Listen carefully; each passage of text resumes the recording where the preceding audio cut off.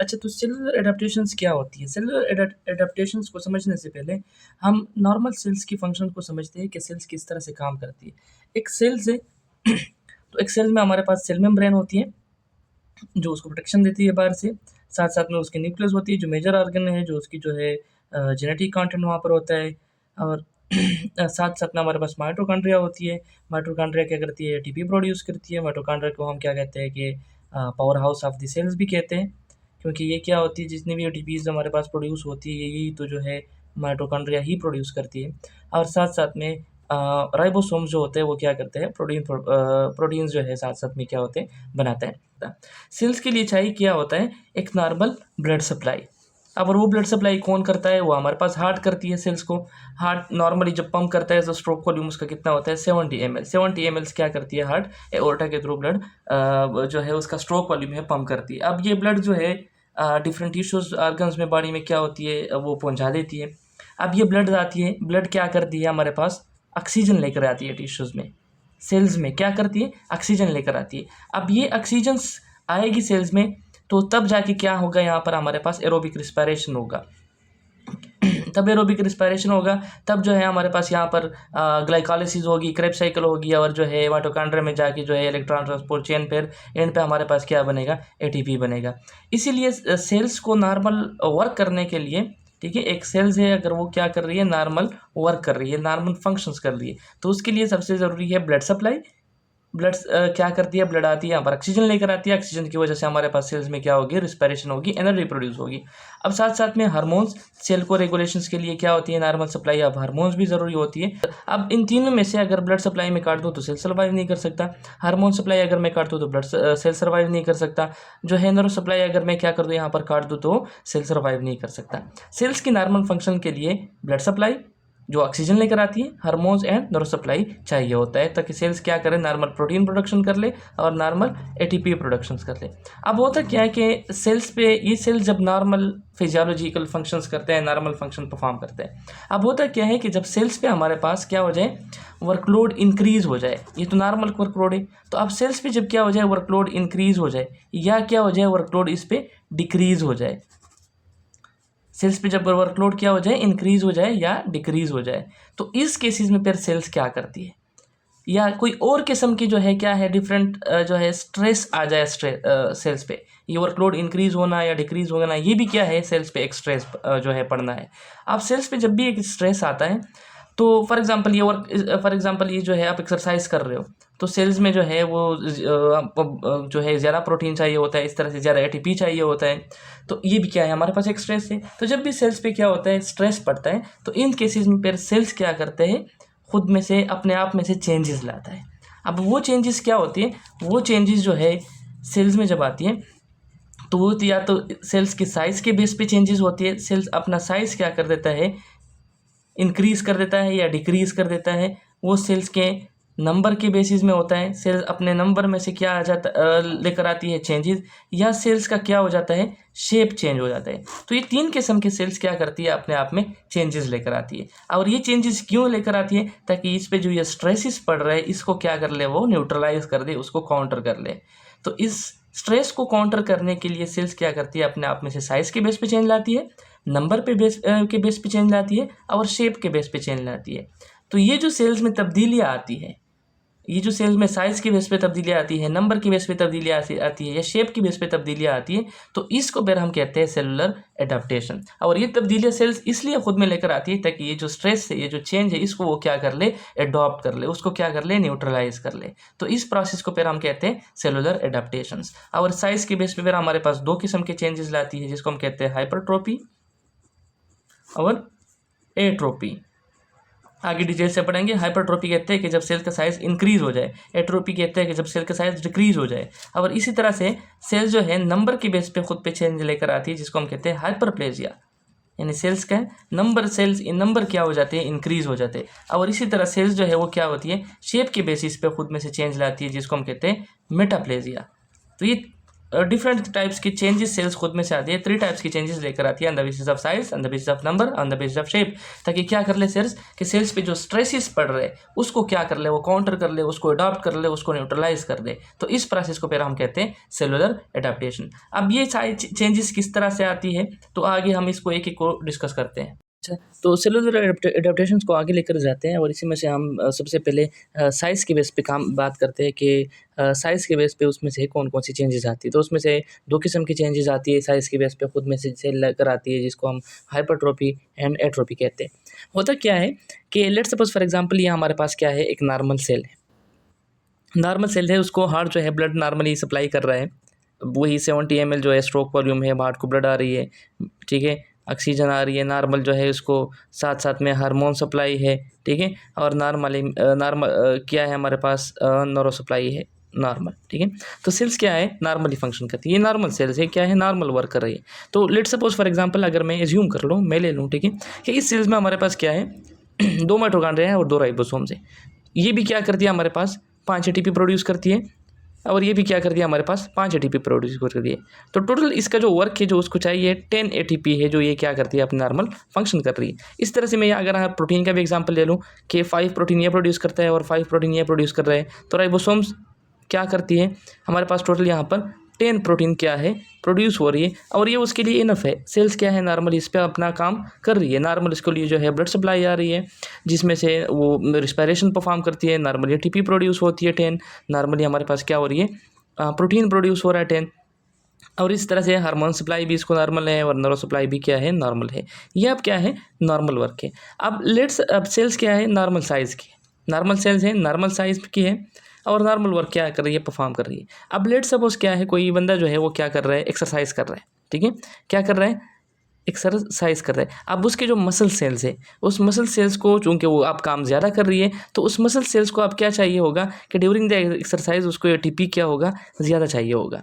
अब उसको क्या चाहिए एनर्जी ज़्यादा चाहिए। अब एनर्जी ज़्यादा चाहिए तो यहाँ पर नर्व सप्लाईज जो होती है वो जो है मैसेज लेकर जाती है ब्रेन को कि जो ये सेल्स है इसको क्या चाहिए एटीपी ज़्यादा चाहिए। और एटीपी किस तरह से बनेगा कि जब यहाँ पर क्या आएगा ब्लड ज़्यादा आएगा हार्ट को, जो तो फिर वो हार्ट को जो है मैसेज ब्रेन जो है वो करवाती है, मैसेज देती है कि आप क्या कर ले वहाँ पर ब्लड सप्लाई को इंक्रीज़ कर दे। तो यहाँ पर हार्ट क्या करता है कि अपना ब्लड सप्लाई यहाँ पर इंक्रीज़ हो जाता है, यानी स्ट्रोक वॉल्यूम इस केसेस में क्या हो जाता है वो 70 से इंक्रीज़ हो जाता है।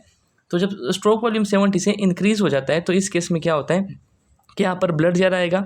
जब ब्लड ज़्यादा आएगा तो ब्लड ऑक्सीजन ज़्यादा लेकर आएगा, ऑक्सीजन ज़्यादा लेकर आएगा तो अब यहाँ पर क्या होगा, अब यहाँ पर सेल्स क्या करती है कि वो जो उसको ज़्यादा एटीपी चाहिए होता है, अब जितना भी ब्लड ज़्यादा आ जाए तो वो तो यहाँ पर अगर फॉर एग्जांपल मैं ज्यूम कर लूँ कि वहाँ पर वही 2 माइटोकॉन्ड्रिया है तो वो उस तरीके के साथ वही 10 एटीपी प्रोड्यूस करेंगे, इससे ज़्यादा वो नहीं कर सकते। तो सेल्स क्या करती है यहाँ पर बायोजेनेसिस स्टार्ट करती है, इसको हम कहते हैं बायोजेनेसिस। बायोजेनेसिस के रिजल्ट में क्या होता है कि माइटोकॉन्ड्रिया जो है वो रिप्रोड्यूस होती है, यानी प्रोडक्शन जो है इंक्रीज़ हो जाती है माइटोकॉन्ड्रिया की, रिप्रोड्यूस नहीं सॉरी माइटोकॉन्ड्रिया की प्रोडक्शन क्या हो जाती है इंक्रीज़ हो जाती है। यानी यहाँ पर या 2 माइटोकॉन्ड्रिया थे तो अब इस केस में क्या हो जाते हैं 3 माइटोकॉन्ड्रिया हो जाते हैं। बायोजेनेसिस इसलिए होती है, इसके लिए डिफरेंट फैक्टर्स है जो बायोजेनेसिस को जो है क्या करते हैं इनिशिएट करते हैं और इसको परफॉर्म करते हैं। तो अब आप सिर्फ ये समझ लें कि यहाँ पर क्या हो रहा है बायोजेनेसिस ऑफ द माइटोकॉन्ड्रिया हो रहा है, इसमें से माइटोकॉन्ड्रिया क्या हो जाते हैं ज़्यादा हो जाते हैं। अब माइटोकॉन्ड्रिया ज़्यादा हो जाते हैं तो क्या होगा, तो हमारे पास एटीपी ज़्यादा बनेगा, एटीपी ज़्यादा बनेगा तो वो सेल्स क्या करेगा अपना फंक्शन परफॉर्म करेगा। अब इस सेल्स पे वर्कलोड क्या है इंक्रीज़ है, वर्कलोड क्या है इंक्रीज़ है, क्योंकि बंदा एक्सरसाइज कर रहा है मसल सेल्स को जो है ज़्यादा एनर्जी चाहिए। और ज़्यादा एनर्जी किस तरह से प्रोड्यूस होगी, जब यहाँ पर हमारे पास माइटोकॉन्ड्रिया बनेंगे वो ज़्यादा होंगे और साथ साथ में ब्लड सप्लाई भी इंक्रीज़ होगा, क्योंकि अगर माइटोकॉन्ड्रिया ज़्यादा है और ब्लड सप्लाई नहीं है तो सेम ही जो है कॉन्सेंट्रेशन ऑफ ऑक्सीजन लेकर आएगा तो एटीपी ज़्यादा नहीं बन सकते। तो यहाँ पर ब्लड भी ज़्यादा आएगा और साथ साथ में माइटोकॉन्ड्रिया की बायोजेनेसिस भी हो जाती है। माइटोकॉन्ड्रिया अब 3 है तो यहाँ पर लेट्स सपोज 10 एटीपी प्रोड्यूस हो रहे थे, यहाँ पर अब 15 एटीपी प्रोड्यूस हो रहे। तो अब ये इसके अंदर साथ साथ में 15 एटीपी के साथ साथ माइटोकॉन्ड्रिया के प्रोडक्शन के साथ साथ राइबोसोम भी क्या हो जाती है इंक्रीज़ हो जाती है। यहाँ पर अगर 10 प्रोटीन प्रोड्यूस हो रहे हैं, क्योंकि ज़ाहिर सी बात है सेल्स को फंक्शन के लिए सिर्फ एटीपी तो नहीं चाहिए होता है, उसके लिए उसके हार्मोन्स भी ज़रूरी है। और हार्मोन्स और साथ साथ में ये जो इंटरनल उसके एंजाइम्स है तो वो भी ज़रूरी है। और ये सारे कौन प्रोड्यूस करते हैं, ये सारे के सारे हमारे पास राइबोसोम प्रोड्यूस करते हैं। तो यहाँ पर राइबोसोम भी इंक्रीज़ हो जाते हैं और उसमें से भी फॉर एग्जांपल मैं यहाँ पर लिख लूँ कि वहाँ पर 10 प्रोटीन प्रोड्यूस होते हैं, तो यहाँ पर 15 प्रोटीन जो है अभी क्या हो रहे हैं, वो बन रहे हैं। तो अभी हमारे पास ATP भी ज़्यादा बन रहा है, प्रोटीन भी ज़्यादा बन रहा है। तो अब ये सेल्स के अंदर ही हो रहा है सब। तो जब ये सब सेल्स के अंदर ही हो रहा है तो सेल्स में से कंटेंट इंक्रीज़ हो रहा है। यहाँ पर कंटेंट सेल के अंदर कम था, यहाँ पर सेल ऑर्गेनेलिज इंक्रीज़ हो रहे हैं सेल की कंटेंट। अब इसकी वजह से सेल्स का साइज़ क्या हो जाता है, इंक्रीज़ हो जाता है। सेल का साइज़ इंक्रीज़ हो जाता है। क्या होता है सेल्स में से कि सेल्स पे वर्कलोड इंक्रीज़ हो जाता है। तो इंक्रीज़ वर्कलोड को काउंटर करने के लिए, उसको अडॉप्ट करने के लिए, इसको जो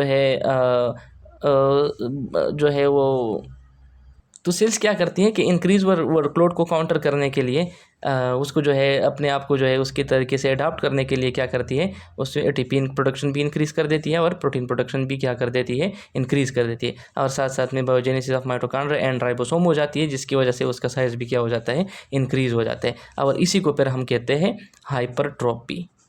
इसी को हम कहते हैं, इसी प्रोसेस को हम कहते हैं हाइपरट्रोपी। और इस सेल्स को फिर हम कहते हैं हाइपरट्रोफाइड सेल। जिस तरह से आप लोग जिम जाते हो और जिम सबसे पहले जो है 1-2 दिन एक्सरसाइज कर देते हो तो आपके मसल्स फूल जाते हैं, तो वो बेसिकली यही होती है कि आपका मसल्स क्या हो जाते हैं, हाइपरट्रोफाइड बन जाते हैं, उसमें से हाइपरट्रोफी हो जाती है, उसमें वर्कलोड इंक्रीज़ हो जाता है, तो उसकी वजह से उसमें से हाइपरट्रोफी आ जाती है। दूसरी साइड पर क्या होता है हमारे पास कि ये एक सेल मैंने छोटी बनाई है। अब होता क्या है कि अगर फॉर एग्ज़ाम्पल इस सेल्स पे वर्कलोड क्या हो जाए, डिक्रीज़ हो जाए, सेल्स पे वर्कलोड क्या हो जाए, डिक्रीज़ हो जाए। सेल्स पे वर्कलोड कब डिक्रीज़ होता है कि फॉर एग्जांपल अगर किसी का हाथ टूट गया है या पैर टूट गया है और उसने बांधा हुआ है और उस पर कोई भी काम वगैरह वो नहीं कर रहा, तो उस केसेस में उस पर वर्कलोड क्या हो जाता है, डिक्रीज़ हो जाता है। तो जब वर्कलोड डिक्रीज़ हो जाता है, उस पर वो ज़्यादा काम नहीं करता, तो स्ट्रोक वॉल्यूम भी क्या हो जाता है, डिक्रीज़ हो जाता है। और ज़रूरी नहीं हो कि सिर्फ इसी केसेस में वर्कलोड डिक्रीज़ है और स्ट्रोक वॉल्यूम जो है यहाँ पर डिक्रीज़ हो रहा है, तो सेल्स को जो है ब्लड सप्लाई क्या होता है, डिक्रीज़ हो जाता है। ये भी हो सकता है कि फॉर एग्जांपल यहाँ पर मैं क्या कर लूँ, क्लॉट बना लूँ, ठीक है। यहाँ पर लेट सपोज जो है किसी में से क्लॉट बन गया, क्लॉट जो है एथेरोस्क्लेरोसिस है या थ्रोम्बोसिस है या जो भी है, जिसकी वजह से क्या हो रहा है, यहाँ पर क्लॉट बन रहा है। अब क्लॉट क्या कर रहा है कि ब्लड सप्लाई को रिस्ट्रिक्ट कर रहा है। अब इस सेल्स को क्या होती है कि ब्लड कम मिलता है, ब्लड कम मिलता है तो इट मीन्स कि यहाँ पर ऑक्सीजन कम मिलती है। अब ऑक्सीजन इस सेल को नहीं मिलेगा, तो इस सेल्स को जब ऑक्सीजन नहीं मिलेगा तो इस केसेस में हमारे पास क्या होगा, इस केसेस में ये होगा कि जब ऑक्सीजन नहीं होगा तो ATP क्या हो गया हमारे पास, डिक्रीज़ होगी। इस तरीके से प्रोटीन भी क्या हो गया हमारे पास सेल्स के अंदर कम बनेंगे। अब फॉर एग्जांपल यहाँ पर 10 ATP प्रोड्यूस हो रहे थे, यहाँ पर अब 5 ATP प्रोड्यूस होंगे। यहाँ पर 10 प्रोटीन प्रोड्यूस हो रहे थे, यहाँ पर अब 5 प्रोटीन प्रोड्यूस होंगे। तो सेल्स के अंदर क्या होता है कि प्रोडक्शन ऑफ ATP डिक्रीज़ हो जाती है, क्योंकि यहाँ पर ऑक्सीजन नहीं लेकर आता ब्लड, क्योंकि ब्लड आता ही नहीं है बेटा, वो खुद ही जो क्या है वो रिस्ट्रिक्शन है, उसको रास्ते में जो है इतनी बड़ी रिकॉर्ड बन गई है। तो अब क्या होता है कि सेल्स ख़ुद को सर्वाइव रखने के लिए, उसके लिए 5 ATP काफ़ी नहीं होते, 5 प्रोटीन काफ़ी नहीं होते। तो सेल्स ख़ुद को सर्वाइव रखने के लिए अपने अंदर से क्या स्टार्ट कर देती है, ये जो है अपने अंदर के कंटेंट को खाना स्टार्ट करती है, जिसको हम कहते हैं autophagy, autophagy of the cells. Autophagy वो प्रोसेस है कि जिसमें से सेल्स क्या करती है, ख़ुद को खाती है, यानी अपने अंदर की मटेरियल जो होती है वो क्या खाना स्टार्ट कर देती है। वो उसमें से माइटोकॉन्ड्रिया भी आ सकता है, उसमें से राइबोसोम भी आ सकता है, जो भी ऑर्गेनेलिज है। अब सेल्स अपने अंदर से जो है वो प्रोटीन कंटेंट और ये सारी चीज़ें खाती हैं, तो ये सेल्स के अंदर फिर क्या हो जाती है, ये चीज़ें कम हो जाती है। तो जब कम हो जाती है तो सेल्स का साइज़ क्या हो जाता है, श्रिंक हो जाता है, और सेल्स का साइज़ फिर डिक्रीज़ हो जाता है नॉर्मल से। तो इस केस में क्या होता है कि वर्कलोड डिक्रीज़ हो जाता है। तो जब वर्कलोड डिक्रीज़ होता है तो सेल्स को, या फॉर एग्जांपल हमारे पास क्या है, ब्लड क्लॉट बन रहा है, तो इन दोनों केसेस में क्या होगा कि ब्लड सप्लाई कम होगा। वो ब्लड सप्लाई कम होगा तो ऑक्सीजन कम आएगा सेल में, ऑक्सीजन कम आएगा तो ATP कम बनेगी, साथ साथ में प्रोटीन भी कम बनेगा, और सेल क्या करेगा, खुद को सर्वाइव रखने के लिए ऑटोफेगी स्टार्ट करेगा, जिसकी वजह से सेल्स का साइज़ क्या हो जाता है, डिक्रीज़ हो जाता है। और इसी को फिर हम कहते हैं एट्रोपी। इस प्रोसेस को हम कहते हैं एट्रोपी, और इस सेल्स को हम कहेंगे एट्रोफाइड सेल। मैंने एग्जांपल दे दिया कि जिस तरह से किसी का फॉर एग्जांपल अगर पैर टूट गया है तो उसको बांध लेता है, ज़्यादा टाइम उसको यूज़ नहीं करते, या इस तरह से हाथ, तो उसका हाथ वो क्या हो जाता है, वो कमज़ोर पड़ जाता है। तो वो बेसिकली क्या होती है, एट्रोपी होती है। तो ये दो जो है the basis of size changes है, हाइपरट्रोपी और एट्रोपी। मैं दोबारा जो है जल्दी से रिवाइज करवा देता हूँ कि सेल्स पे जब वर्कलोड क्या हो जाता है, इंक्रीज़ हो जाता है, तो उसको या उस पे जो है वर्क सेल्स फॉर एग्जांपल ज़्यादा करती है, तो उसके लिए ज़्यादा एटीपी चाहिए होता है। तो ब्लड सप्लाई जब ऑक्सीजन ज़्यादा हो जाए, एटीपी ज़्यादा हो गया, और साथ साथ में उस एटीपी ज़्यादा प्रोड्यूस करने के लिए उसमें से माइटोकॉन्ड्रिया ज़्यादा बनेंगे, बायोजेनेसिस होगी, साथ में प्रोटीन क्या होंगे, इंक्रीज़ होंगे, राइबोसोम्स इंक्रीज़ होंगे, तो प्रोटीन इंक्रीज़ होंगे, तो राइबोसोम भी इंक्रीज़ हो जाते हैं, माइटोकॉन्ड्रिया भी इंक्रीज़ हो जाते हैं, एंड रिलेटेड कंटेंट जो भी है, तो जिसकी वजह से सेल्स का साइज़ फिर क्या हो जाता है, इंक्रीज़ हो जाता है, ताकि वो जो उस पर वर्कलोड इंक्रीज़ हो रहा है उसको क्या कर ले, काउंटर कर ले, एटीपी ज़्यादा प्रोड्यूस कर ले। तो इस केस में फिर सेल का साइज़ क्या हो जाता है, इंक्रीज़ हो जाता है, जिसको हम कहते हैं हाइपरट्रोफी। और सेल्स पे अगर वर्कलोड डिक्रीज़ हो रहा है तो फिर सेल्स क्या हो रहा है, या हमारे पास इस केसेस में क्या है कि ब्लॉकेज बन रहा है। तो इस केस में क्या होता है कि ऑक्सीजन नहीं मिल रहा सेल्स को, तो सेल्स के एटीपी ऑक्सीजन नहीं मिलेगा तो एटीपी नहीं बनेगा, एटीपी नहीं बनेगा तो सेल्स क्या करेगा, खुद का अपना एनर्जी जो है वो सर्वाइव करने के लिए एनर्जी पूरा करेगा, और उसको ऑटोफेगी स्टार्ट करेगा, सेल्स अपने अंदर कंटेंट को खाना स्टार्ट करेगा, जिसके रिजल्ट में सेल्स का साइज़ क्या हो जाता है, डिक्रीज़ हो जाता है, और इसको फिर हम कहते हैं एट्रोपी। तो ये दो हो गए on the basis of size changes, hypertrophy and atrophy. अच्छा, तो नेक्स्ट है हमारे पास हाइपरप्लेजिया। हाइपरप्लेजिया किसे कहते हैं कि जब सेल्स इन नंबर क्या हो जाए, हमारे पास इंक्रीज़ हो जाए, सेल्स क्या हो जाए, इन नंबर हमारे पास इंक्रीज़ हो जाए, तो उसको हम कहते हैं हाइपरप्लेजिया। और ये फिर हमारे पास दो तरीक़ों से हो सकते हैं, ये फिजियोलॉजिकल भी हो सकता है और ये पैथोलॉजिकल भी हो सकते हैं, ठीक है। फिर पैथोलॉजिकल होती है कि जो फॉर एग्जांपल यानी नॉर्मली नहीं होता, उसमें से कोई वायरस, बैक्टीरिया या कुछ भी जो है इस तरह के पैथोलॉजी की वजह से उसमें से आ जाती है, डिजीज़ के स्टेज होता है, तो उसको हम कहते हैं पैथोलॉजिकल हाइपरप्लेजिया। फिजियोलॉजिकल में फिर हमारे पास आगे दो किस्म के हैं, compensatory hyperplasia and hormonal hyperplasia. Compensatory hyperplasia क्या होता है, मैं एग्जांपल देता हूँ लीवर का, ठीक है। तो लीवर में क्या होता है कि लेट सपोज एक पेशेंट है जिसका ये लीवर क्या हो, ये रिसिपेंट मैंने लिखा है, ठीक है। ये क्या है मेरे पास एक पेशेंट पे, अब इस पेशेंट का क्या है, ये लीवर का हिस्सा जो है वो क्या हो गया है, ख़राब हो गया है, और डॉक्टर ने क्या कर दिया, इसके लीवर का ये हिस्सा कम्प्लीटली काट लिया है। तो इस केसेस में इसका ये हिस्सा यहाँ पर मौजूद नहीं है, और ये दूसरा जो है उसका भाई है या कोई भी जो है वो कह रहा है कि डॉक्टर ने उसे कहा है कि उसके लिए लीवर ट्रांसप्लांट ज़रूरी है, हालांकि फिर ये क्या होगा, ये नहीं बच सकता। तो दूसरा उसकी फैमिली मेम्बर जो भी उसके साथ जो है मैचिंग होती है, वो क्या करते हैं, डॉक्टर इससे यहाँ से थोड़ी सी लीवर यहाँ पर इस तरह से काट देते हैं। अब ये लीवर क्या होती है, यहाँ पर इसको अटैच कर देते। लेट्स सपोज फॉर एग्जांपल मैंने इसको यहाँ पर इस तरह से अटैच किया, a part of the liver. तो अब इस केस में यहाँ पर लीवर क्या होगा, वो अपना ग्रोथ स्टार्ट कर देगा, और अपने सेल्स यहाँ पर उसकी इंक्रीज़ होते जाएंगे, प्रोलिफरेशन सेल्स की प्रोडक्शन क्या होगी, लीवर सेल की स्टार्ट होगी, और ये लीवर क्या होगा, यहाँ पर कंप्लीट होगा। तो इसके फिर हम कहते हैं कंपेंसेटरी हाइपरप्लेजिया। एक तो ये देखो ना कि ये इन नंबर इंक्रीज़ हो रहे हैं, दूसरा ये है कि वो कंपेंसेट कर रहा है, तो इसको फिर हम कहते हैं कंपेंसेटरी हाइपरप्लेजिया। इस केसेस में अब इसका लीवर का जो है ये हिस्सा नहीं है, ये हिस्सा यहाँ पर प्रेजेंट नहीं है, लेकिन लीवर के ये वाले जो बचे हुए सेल्स है ना, जो पहले से थे, ये क्या कर देते हैं, प्रोलिफरेशन स्टार्ट कर देते हैं, और जो रिमेनिंग पार्ट होता है उसको क्या कर देते हैं, वो कंप्लीट कर देते हैं। तो देखो ना यहाँ पे सेल्स क्या हो रहे हैं, नंबर में इंक्रीज़ हो रहे हैं, सेल्स क्या हो रहे हैं, नंबर में इंक्रीज़ हो रहे हैं, तो इसको हम कहते हैं हाइपरप्लेजिया। और इस केस में इसको हम कहते हैं कंपेंसेटरी हाइपरप्लेजिया। कंपेंसेशन कहते हैं कि कोई भी चीज़ यानी मतलब आप ये कंपेंसेटरी हाइपरप्लेजिया होगा, यानी सेल्स क्या कर रहे हैं, खुद को लीवर क्या रही है, कंपेंसेट कर रही है। कंपेंसेशन कहते हैं कि फॉर एग्जांपल कोई पार्ट जो है इसका वो डैमेज हो गया है, ठीक है, लेकिन वो क्या करते हैं, उसी में से क्या करती है, खुद को वो जो है चीज़ों को इधर उधर जाके जो है वो क्या करती है, मैनेज करती है। अब ये मैनेज किस तरह से करती है, रीजनरेटिव, जिसको हम रीजनरेटिव हाइपरप्लेजिया भी कह सकते हैं इन केस ऑफ लीवर, क्योंकि यहाँ पर ये क्या हो रहा है, रीजनरेशन ऑफ लीवर हो रही है। क्या हो रही है, रीजनरेशन ऑफ लीवर। ये सेल्स क्या होती है, यहाँ पर इन नंबर इंक्रीज़ हो रहे हैं, तो ये लीवर क्या हो जाता है, कंप्लीट हो जाता है यहाँ पर इन दोनों केसेस में। इन केस अगर ट्रांसप्लांट कंप्लीट जो है सक्सेसफुल हो गया, वो फिर अलग केसेस है कि कौन से किस स्टेज में जो है वो सक्सेसफुल नहीं होता और कौन से केसेस में सक्सेसफुल होता है। लेकिन स्पेसिफिकली जो है मैं सिर्फ यहाँ पर आपको एग्जांपल देना चाहता था कि यहाँ पर सेल्स क्या होते हैं, यहाँ पर भी इन नंबर इंक्रीज़ हो जाते हैं और यहाँ पर भी सेल्स जो है वो इन नंबर इंक्रीज़ हो जाते हैं। अब दूसरा केस जो है वो हमारे पास हार्मोनल हाइपरप्लेजिया का है। ये मैंने एक जो है ब्रेस्ट बनाया है, एक फीमेल ब्रेस्ट है। तो इसमें से क्या होता है कि जब फीमेल ब्रेस्ट जो होते हैं, जब वो प्रेग्नेंट हो जाते हैं, ठीक है, या जब वो ब्रेस्ट फीडिंग स्टार्ट कर देते हैं, तो यहाँ का हार्मोन सीक्रेट होता है जिसको हम कहते हैं प्रोजेस्टेरोन। प्रोजेस्टेरोन हार्मोन्स के इन्फ्लुएंस से क्या हो जाते हैं कि ये जो ग्लैंडुलर सेल्स होते हैं जहाँ से मिल्क प्रोडक्शन होती है, ठीक है, वो क्या हो जाते हैं, इंक्रीज़ हो जाते हैं। वो क्या हो जाते हैं, इंक्रीज़ हो जाते हैं। तो जब वो इंक्रीज़ हो जाते हैं तो ब्रेस्ट का साइज़ भी साथ साथ में क्या हो जाता है, इंक्रीज़ हो जाता है। तो इसको फिर हम कहते हैं हार्मोनल हाइपरप्लेजिया, क्योंकि ये क्या हो रहा है, due to the influence of hormone हो रहा है। सेम एग्जांपल जो है आप यहाँ से जो है वो फीमेल यूट्रस का भी ले सकते हैं, जो हमारे पास एंडोमेट्रियम है, ठीक है। तो एंडोमेट्रियम में भी क्या होता है, हमारे पास हार्मोनल हाइपरप्लेजिया होता है, यानी प्रोजेस्टेरॉन्स के जो है इन्फ्लुएंस की वजह से वहाँ पर जो है एंडोमेट्रियम लेयर बन रही होती है। और वो लेयर्स क्या होती है, एंडोमेट्रियम लेयर वो तो जो है मेंसेस में शेड हो जाती है, लेकिन वो फिर क्या होती है, दोबारा वो रीजनरेट होती है। तो वहाँ पर भी क्या होती है, सेल्स जो होते हैं वो इन नंबर इंक्रीज हो जाते हैं। तो ये दोनों क्या होते हैं, due to the influence of progesterone होती है, और इसमें से नंबर ऑफ सेल्स क्या होते हैं, इंक्रीज हो जाते हैं। नंबर ऑफ सेल्स दोनों केसेस में, वो एंडोमेट्रियम का केस हो या हमारे पास फीमेल ब्रेस्ट का केस हो, दोनों में क्या हो जाते हैं, हार्मोन्स के इन्फ्लुएंस की वजह से सेल्स के नंबर में इंक्रीज आता है। तो इसको फिर हम कहते हैं हार्मोनल हाइपरप्लेजिया। तो ये हमारे पास फिजियोलॉजिकल है, ये क्या है, हमारे पास फिजियोलॉजिकल है। जो हमारे पास दूसरा पैथोलॉजिकल हाइपरप्लेजिया है, जो क्या है, पैथोलॉजिकल हाइपरप्लेजिया है। तो इंशाल्लाह इसको जब हम मेल रिप्रोडक्टिव सिस्टम में जब हम प्रोस्टेट पढ़ेंगे तो वहाँ पर मैं डिटेल से आप लोगों को ये पढ़ाऊंगा। तो प्रोस्टेट क्या है, प्रोस्टेट पैथोलॉजिकल हाइपरप्लेजिया जो है वो हमारे पास मेल में प्रोस्टेट में होता है। वहाँ पर हम ये एग्जांपल लेते हैं।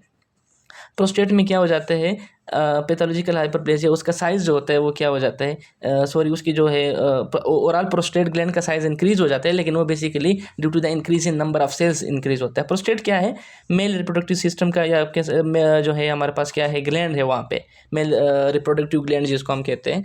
तो वो क्या करते हैं कि जो हम मेल्स में जो सीमन होता है उसको क्या नरिशमेंट देते हैं, उसको न्यूट्रिशन देते हैं, उसके फ्लो में क्या करती है, हेल्प कर देती है। तो ये प्रोस्टेट का नॉर्मल फंक्शन होता है, ठीक है। तो इस केसेस में प्रोस्टेट में क्या होता है, हमारे पास पैथोलॉजिकल हाइपरप्लेजिया होता है। इसलिए इसको हम डिटेल से आगे पढ़ेंगे।